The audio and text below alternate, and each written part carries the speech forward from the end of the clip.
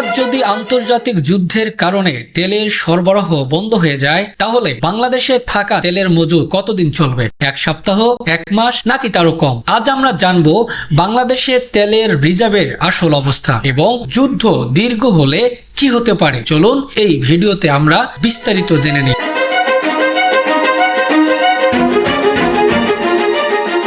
বাংলাদেশ এমন একটি দেশ যেখানে প্রায় সব ধরনের জ্বালানি তেল বিদেশ থেকে আমদানি করতে হয়। দেশের নিজস্ব তেল উৎপাদন খুবই কম, তাই আন্তর্জাতিক বাজারে সামান্য অস্থিরতাও বাংলাদেশের জ্বালানি বাজারের বড় প্রভাব ফেলতে পারে।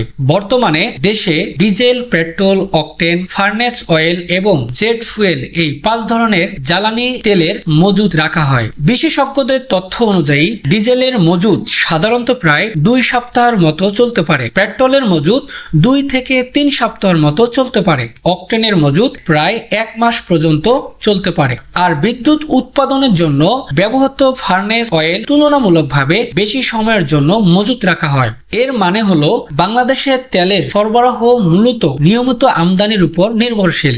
বিশ্বে যখন যুদ্ধ বা বড় রাজনৈতিক সংকট শুরু হয়, তখন সবচেয়ে আগে প্রভাব পড়ে জ্বালানি বাজারে, কারণ তেলের জাহাজ চলাচল ব্যাহত হতে পারে, সমুদ্র পথে নিরাপত্তা ঝুঁকি তৈরি হয় এবং আন্তর্জাতিক বাজারে তেলের দাম হঠাৎ বেড়ে যায়। যদি এমন হয় পরিস্থিতি দীর্ঘদিন ধরে চলে, তাহলে নতুন তেলের চালান দেশে পৌঁছাতে দেরি হতে পারে। সেক্ষেত্রে বাংলাদেশের তেলের রিজার্ভ দ্রুত কমে যাওয়ার ঝুঁকি তৈরি হয়। যদি কোনো কারণে নতুন তেল আমদানি সম্পূর্ণ বন্ধ হয়ে যায়, তাহলে বর্তমান মজুদ দিয়ে সাধারণভাবে 2 থেকে 4 সপ্তাহের মতো পরিস্থিতি সামাল দেওয়া সম্ভব। তবে বাস্তবে সরকার কখনোই এমন পরিস্থিতি হতে দেয় না, কারণ নিয়মিত আমদানি চালু রাখা হয় এবং আগাম চুক্তি করা থাকে। বিশেষজ্ঞরা মনে করেন ভবিষ্যতে বড় ধরনের আন্তর্জাতিক সংকট মোকাবেলার জন্য বাংলাদেশকে স্ট্র্যাটেজিক তেল রিজার্ভ আরো বাড়াতে হবে। এছাড়া বিকল্প জ্বালানি যেমন সৌরবিদ্যুৎ, এলএনজি এবং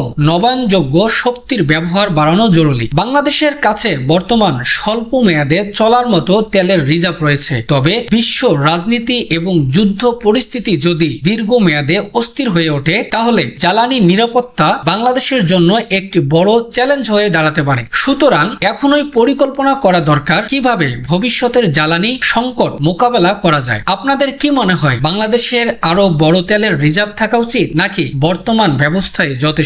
আপনাদের মতামত অবশ্যই কমেন্টে জানাবেন। আর এমন গুরুত্বপূর্ণ খবর পেতে আমাদের চ্যানেলটি সাবস্ক্রাইব করতে ভুলবেন না।